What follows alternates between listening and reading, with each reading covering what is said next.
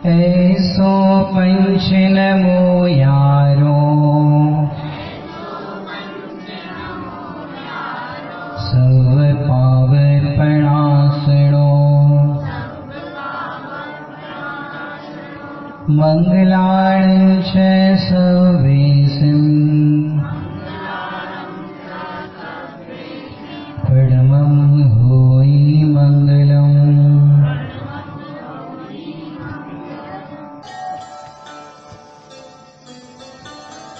एक प्रीतिंकर मुनिराज की कथा जो पुराण में आती है, वो प्रीतिंकर मुनिराज की कथा सुनाते हैं। ये धरती रत्न गर्भा इसलिए कहलाती है, यहां पर एक नहीं हजारों महापुरुष हुए। हम तीर्थंकरों के समय की आपको कथा सुनाते हैं, जिसको सुनकर आपके हृदय में भी एक वज्र पुरुषार्थ पैदा होगा। मैं ले चलता हूं आपको, एक मगध देश था और वहां एक राजा राज्य करता था। उस राजा का नाम था राजा जयसेन।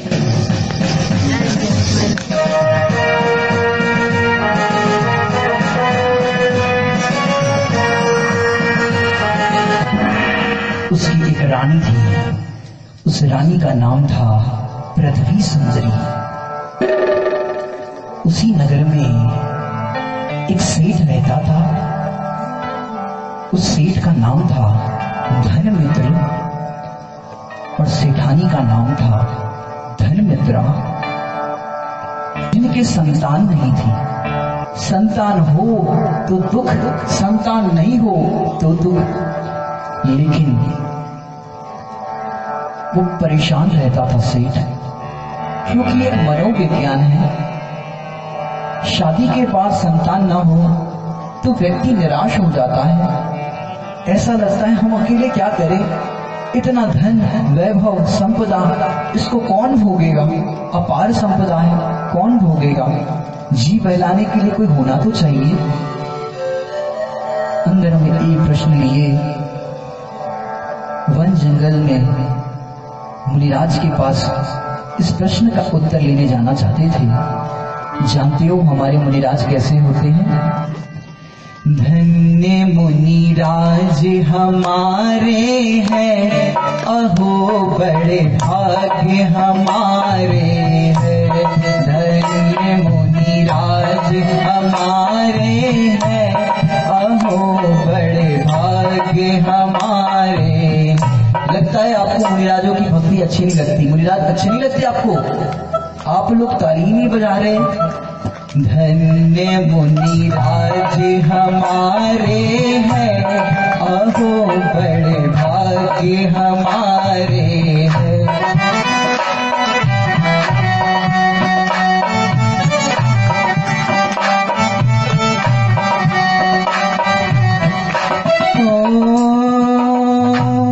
धन्य मुनिराज की मुद्रा, धन्य मुनिराज की निद्रा। धन्य मुनिराज की मुद्रा, धन्य मुनिराज की निद्रा। धन्य मुनिराज का जीवन, धन्य प्रचुर स्वसंवेदन।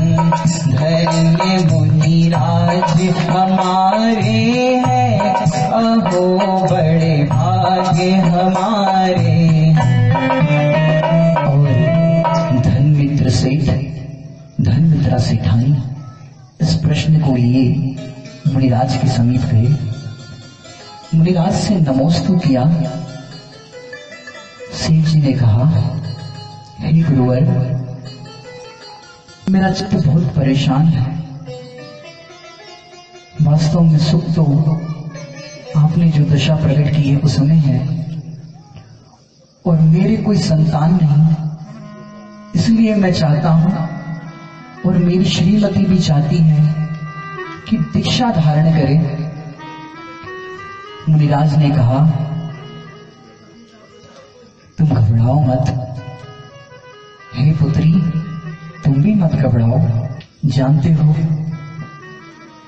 कुछ ही महीनों बाद तुम्हारे घर एक उत्तम और सुंदर बालक का जन्म होगा और वो बालक उसी भाव से मोक्ष जाएगा। जिस माता पिता को ऐसा उपदेश मिले कि तुम्हारा बालक मोक्ष जाएगा। आजकल की माता पिता चाहते हैं मेरा बेटा सचिन बने, शाहरुख खान बने, लेकिन है कोई घोर सावर में ऐसी मां कि मेरा बेटा महावीर बने। उनको ऐसा सुंदर निराज का उपदेश मिला और वो प्रसन्न हो गए कि वाह, हमारे घर तो मोक्ष जाने वाला पुत्र जन्मेगा। धीरे धीरे काल बीतता गया और उचित नक्षत्र काल में सेठानी ने एक उत्तम पुत्र को जन्म दिया और जो तद्भव मोक्षगामी होगा। वो सुंदर पुत्र इतना प्यारा था, सुंदर था, जो हर किसी के मन को मोहता था। किसी की सूरत ऐसी होती है कि मन मोहता था, किसी की सूरत ऐसी होती है जिसको देख करके लोगों को लगता है पता नहीं सुबह सुबह किसका मुंह देख लिया। लेकिन ये बालक इतना सुंदर था, उसका चेहरा देख लिया। लेकिन कुछ बालक ऐसे शांत चित्त वाले जन्म से ही होते हैं मानो वो स्वर्ग से आया हो। और वो बालक ऐसे होते हैं किसी की गोदी में चले जाए शांत रहते हैं। और कई बालक तो ऐसे उपद्रवी उद्यमी होते हैं, जैसे रावण जब गर्भ में आया तो उसकी माता को किसी का कलेजा खाने का भाव आया। और किसी को कैसे भाव होते हैं, ऐसे ऐसे बालक होते हैं। सचमुच वो बालक बहुत ही प्यारा था। धीरे धीरे वो बालक, उसका माथा इतना बड़ा था, शुभ लक्षण वाला था, इसलिए हर किसी को देखकर उससे प्रेम होता था। अब प्रेम होता था इसलिए उस बालक का नाम भी क्या रखा? प्रीतिंकर। क्या नाम रखा? प्रीतिंकर। वो बालक जन्म से ही पुण्यवान था और पुण्योदय भी ऐसा था कि इच्छा करे और सामने वस्तु प्रस्तुत हो जाए। कई लोग दुनिया में ऐसे होते हैं जो जिंदगी भर इच्छा ही करते रह जाते, लेकिन कुछ नहीं मिलता। शेख चिल्ली जैसे इच्छा करते जाते, ये करूंगा, वो करूंगा, ये करूंगा, वो करूंगा, लेकिन इच्छाएं पूरी नहीं होती। लेकिन ये बालक जन्म से ही पुण्यवान था। न जाने पूर्व जन्म में उसने क्या किया, उसको हर क्षेत्र में सफलता मिलती थी। युवा होते ही कुछ ही काल में धन कमाया, रत्नों के तो महल में रहता था। राजा भी उसके वैभव से ईर्ष्या करता था क्योंकि ये तो सेठ था। राजा ने भी अपनी पुत्री प्रीतिंकर के साथ ब्याह करने का मन बना दिया और धूमधाम से राजा ने उस अपनी पुत्री का विवाह प्रीतिंकर से कर दिया। और आश्चर्य तो देखो, राजा ने सेठ के लड़के को तो चुना, अब तो वो राजकुमार हो गया। महाराज की जय, महाराज की जय, महाराज की जय। इस कथा का मुख्य सूत्र अब शुरू होता है। एक दिन आधी रात को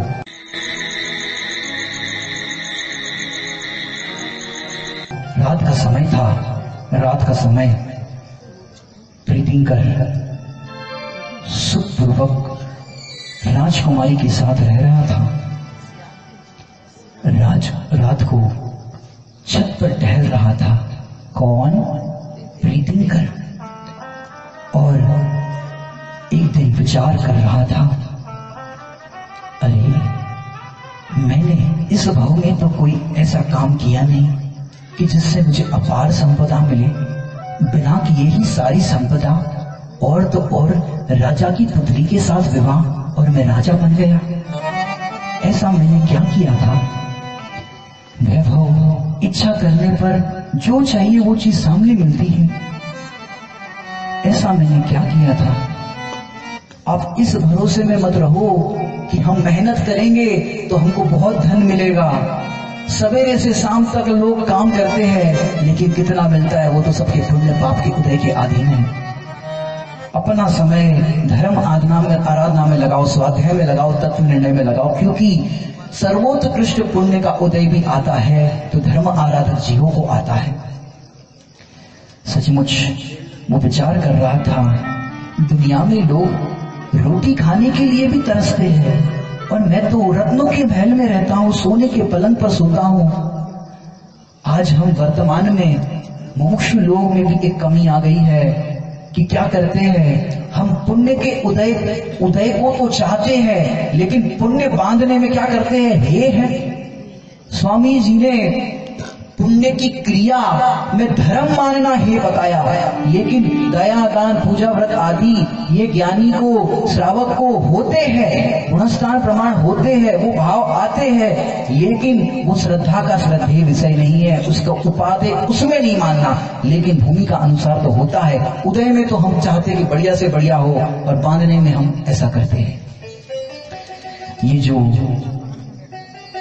प्रीतिंकर इस प्रश्न की गुत्थी सुलझाने के लिए चाहा कि मुनिराज के पास जाता हूं। एक जंगल था, और उस जंगल के अंदर एक मुनिराज सागर सेन नाम की भीषण जंगल था, और जंगल में वो मुनिराज के पास गया और फिर मुनिराज से पूछा कि हे गुरुवर, मैंने ऐसा कौन सा पुण्य किया था कि जिसके फलस्वरूप आज मुझको ये अपार संपदा राजा की पुत्री के साथ ये मुझे कैसे मिल गया? ऐसा मैंने क्या किया था? तो मुनिराज ने कहा कि आज से 2 भव पूर्व तुम उज्जैन नगरी के जंगल में सियाल थे, कोमल खरगोश को पकड़ के उसके टुकड़े टुकड़े करके खाते थे। दिन रात तुम्हारा यही काम था। वो छोटे छोटे पशुओं को मारता खाता था, और फिर क्या हुआ कि वो शियार जंगल में ऐसे ही क्रिया करता रहता था। एक दिन मुनिराज आहार लेकर के नगर से वन में आए, वन में पधारे, क्योंकि मुनिराज तो कहाँ रहते हैं?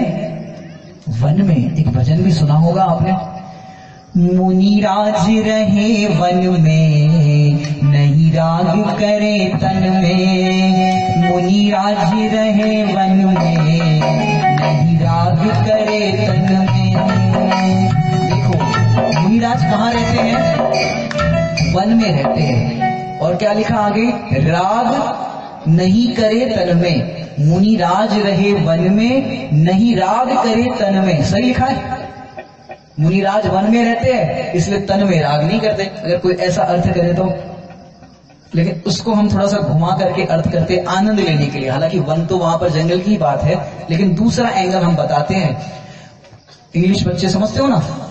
मुनिराज रहे वन में, ओ एनी वन, मुनिराज रहे वन में, नहीं राग करे तन में। वो एक आत्मा में रहते हैं, वन में, माने एक आत्मा में रहते, इसलिए राग न करे तन में। ये भी एक विवक्षा हो सकती है आनंद के लिए।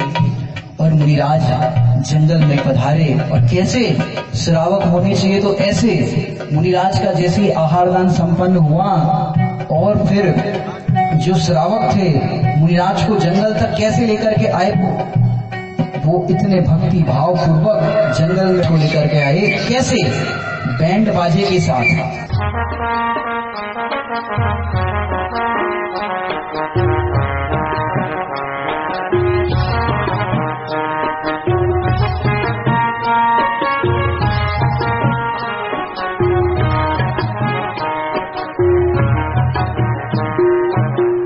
जंगल में छोड़ दिया। वो जंगल बहुत ही भीषण था। उस जंगल के अंदर उस सियार ने देखा, अरे सचमुच मुझे लग रहा है कोई मुर्दा आया है। और वो मुर्दा मुनिराज को ऐसा लगा कि मुनिराज को यहाँ पर मुर्दा बना करके सब बैंड बाजों के साथ ला रहे हैं। क्योंकि पहले ऐसा भी होता था, उत्तर प्रदेश में आज भी देखा जाता है, 70-80 साल के यदि दादाजी हो जाए तो उनको बैंड बाजों के साथ उनकी शमशान यात्रा ले जाते। क्योंकि अब ये मनुष्य पर्याय तुम्हारी चली गई, तुम अपनी आराधना करना, फिर से दोबारा यहाँ मत आना। तो ऐसे करते हैं। फिर क्या हुआ, मुनिराज तो ध्यानस्थ हो गए और मुनिराज ने अपने स्वरूप की भावना भाने लगे। चैतन्य स्वरूपो हम ज्ञानानंद स्वरूपो हम देह विकार रहितो हम परमानंद स्वरूपो हम। शियार सोचने लगा, मुर्दा तो लेटा होता है और ये तो इस मुद्रा में है और इन्हीं की शांत मुद्रा है, क्या बात है? सियार ने सोचा कोई बात नहीं, जैसा भी हो, भूख लगी है, आज तो ये मैं खाऊंगा। और सियार ने दूर से ही मुनिराज पर आक्रमण करना चाहा, लेकिन जैसे ही समीप आया उनकी मुद्रा को देख करके रुक गया। अरे ये तो कोई वन देवता प्रतीत होते हैं। यादृशी जायते बुद्धि तादृशी भवितव्यता। इधर उसके मन में जाने क्या आया, वो शियार दोनों पैर, क्योंकि हाथ तो होते नहीं, दोनों पैर आगे के ऐसे जोड़ लिए और मुनिराज के सामने बैठ गया। मुनिराज का ध्यान भंग हुआ। मुनिराज ने त्रियंश की भाषा समझ ली कि ये तो कोई पात्र जीव है।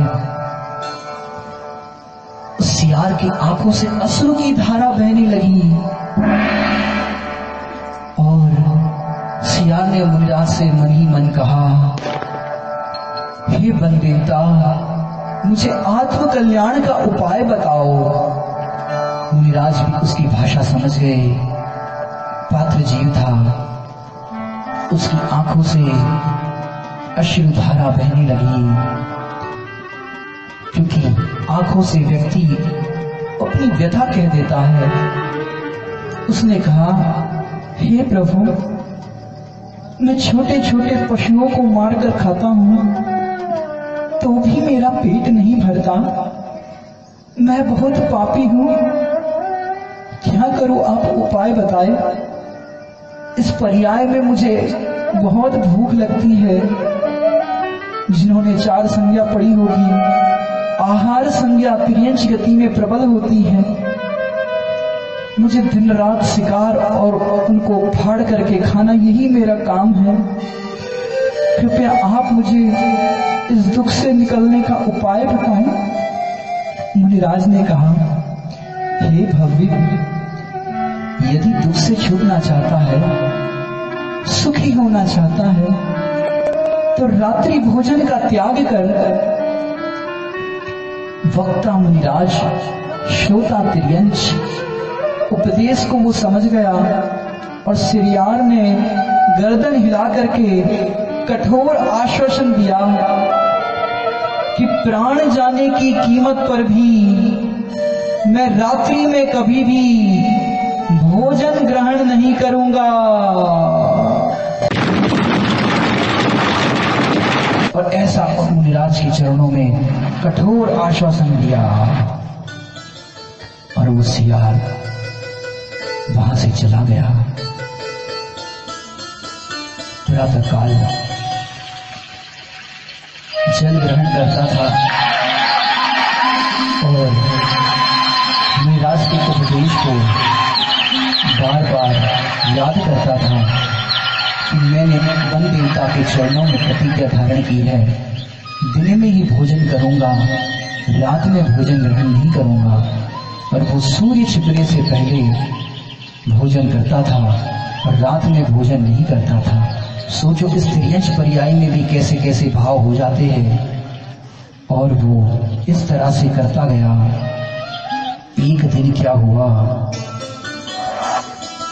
उस जंगल के अंदर 3 साल बाद भीषण अकाल पड़ा, सूखा पड़ गया, खाने के लिए फल भी नहीं, पशु भी मरने लगे, क्रूर पशु भी मरने लगे, ऐसी ऐसी पीड़ा होने लगी, जंगल के पशु दुखी होने लगे। वो सियार भी भूखा प्यासा भोजन की तलाश कर रहा था। गरम गरम हवाएं चलती थी, नदी के पास भी जाए तो वहां पानी सूख गया। गरम गरम रेत जो सहन नहीं कर पा रहा था, सिंह जैसे बलवान पशु भी मरने लगे, पूरे जंगल में आग लगी। मनुष्य हो तो पानी पीने खोज करके, लेकिन उसको 1 दिन 2 दिन 3 दिन 4 दिन 5 दिन पानी नहीं मिला। व्यक्ति भोजन के बिना तो रह सकता है, लेकिन पानी के बिना नहीं रह सकता। और पानी नहीं मिलने के कारण वो दुखी होने लगा। और फिर क्या हुआ, 1 दिन 6 दिन निकल गए। अब उसका जीना मुश्किल हो गया। पानी की तलाश करते हुए गुफा में घुसा। गुफा में देखा तो वहां पर एक झरना बह रहा था और वो झरने के पानी को देख करके प्रसन्न हो गया। अरे लगता है आज मेरी प्यास बुझेगी, कितने दिन से मैं प्यासा हूं। और वो पानी पीने के लिए जैसे ही आगे बढ़ा, देखा तो मुनिराज के द्वारा दी गई प्रतिज्ञा याद आ गई। अरे इस गुफा के अंदर तो अंधेरा है, मानो यहाँ रात है। रात में तो मैंने भोजन ग्रहण करने का त्याग किया है, मैं पानी कैसे पी सकता हूँ। और वो दुखी होकर के गुफा के बाहर आ गया।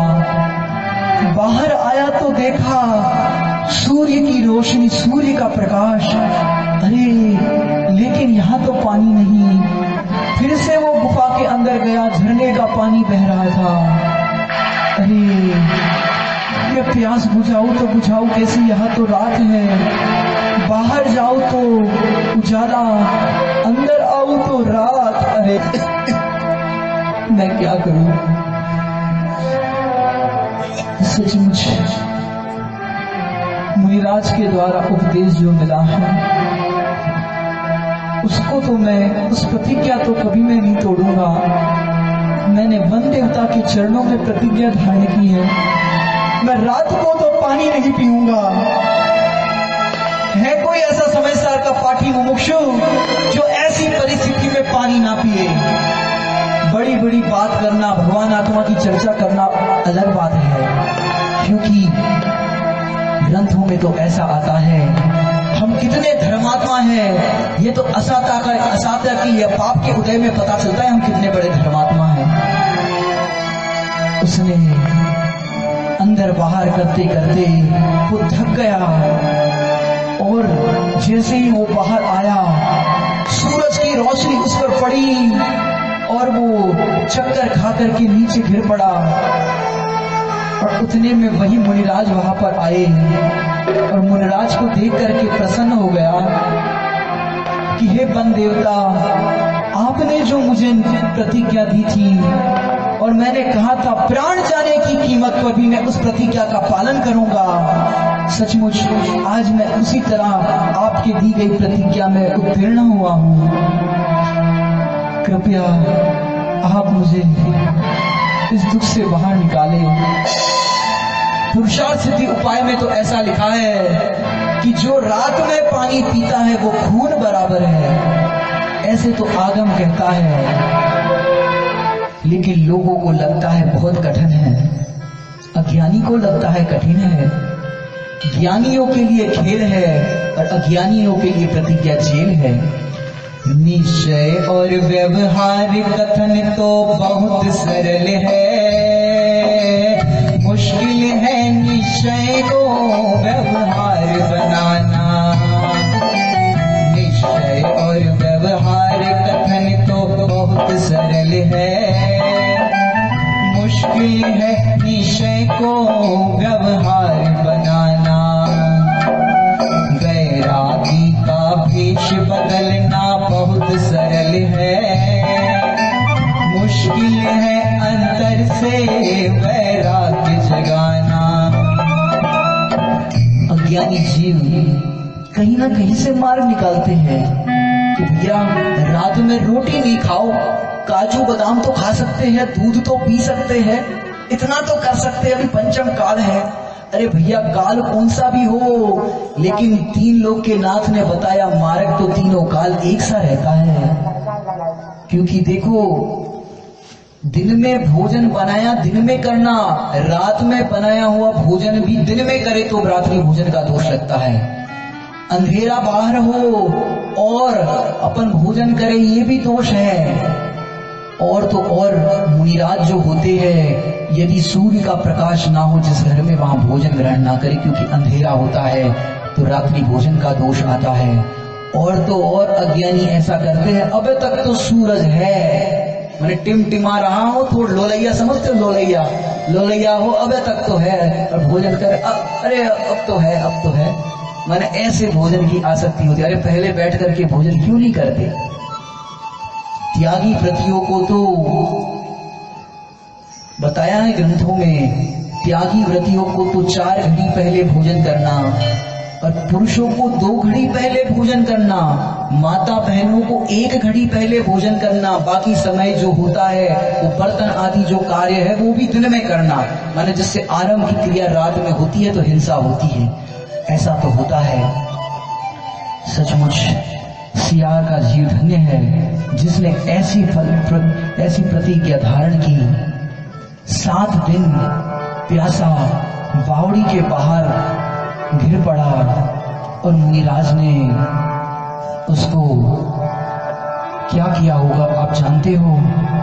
वो मुनिराज कमंडल से तो पानी पिला सकते हैं कि नहीं पिला सकते पशु को, वहां कौन देख रहा है? कमंडल से पानी पिलाया होगा, प्यासा है कि मुनिराज ने पानी तो पिलाया था, किसी से कहना मत। क्या कह रहे हैं? मुनिराज ने उस सियार को पानी तो पिलाया था, किसी से कहना मत। लेकिन कौन सा पानी? कि वो अमृतमय पानी कि जिसको पी करके कभी प्यास ना लगे, ऐसा पानी उसको पिलाया था। कैसा पानी? सुनो, उसको ऐसा पानी पिलाया, उसको उपदेश दिया। कैसा उपदेश? हे सियार, तू पहचान अपने को, तू सियार नहीं आत्मा है। तूने अनंत भवों में अनंत बार पानी पिया तो भी तेरी प्यास नहीं मिटी। नरकों में तुझे पानी की 1 बूंद भी नहीं मिली, वहां तूने पानी 1 बूंद भी नहीं पिया और देह को छोड़ा। सच में तू पानी के कारण प्यासा नहीं, तो इच्छा के कारण प्यासा है। तेरा भोजन तो ज्ञान रस है, तो उस ज्ञान का आस्वादन कर। तो अपने चैतन्य में समा इस भीषण काल में ने इतनी साधना की कि पानी नहीं पिया। वो सियार अंतर्मुख हो गया और वो सियार ने आत्मा का दर्शन कर लिया और उसने वहां पर समता भाव पूर्वक देह छोड़ी।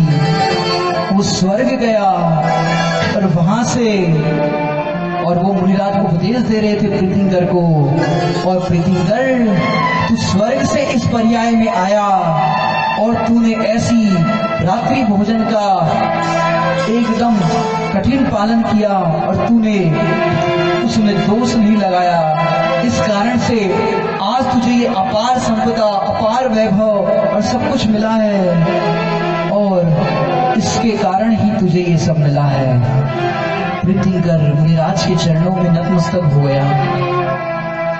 चाहता तो अपार संपदा को भोग सकता था, लेकिन ज्ञानियों को ऐसा उपदेश मिलने पर वो भोगों में नहीं रमते, वो योग करके योग्य पुरुषार्थ करते हैं। और मुनिराज से याचना की, हे गुरुवर, आपने मुझे सियार की पर्याय से निकालकर मनुष्य पर्याय में लाया।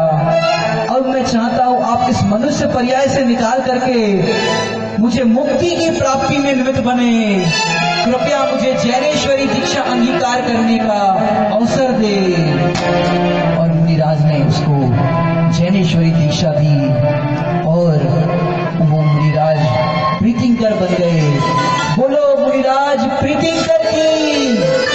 और वहां पर साधना करके 4 घाती कर्मों का नाश कर दिया और तो और अघाती कर्म का नाश करके मोक्ष की प्राप्ति की और वो भगवान बन गए। बोलो प्रीतिंकर भगवान की।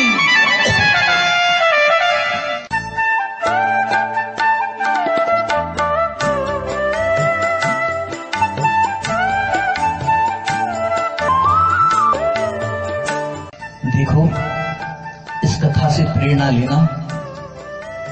एक सियार भी रात्रि भोजन का त्याग कर सकता है, पूंछ वाला त्याग कर सकता है, तो मूछ वाला क्यों नहीं। तो प्रेरणा लेना। रात को यदि किंचित खाते हो तो इस कथा सुनकर के कम से कम अष्टमी चतुर्दशी का पर्व के दिनों का तो नियम लेकर के ही जाना। और तो और आपको बताए, गुरुदेव श्री तो ऐसा फरमाते थे कि ऐसी आजीविका हो तो वो आजीविका छोड़ देना, वो देश छोड़ देना, नगर छोड़ देना जहां पर श्रावक के सट आवश्यक का पालन ना हो। तो आप सब भी ऐसे रात्रि भोजन का त्याग कर अपने जीवन को सुखमय बनाए। इसी मंगल भावना से विराम लेते हैं।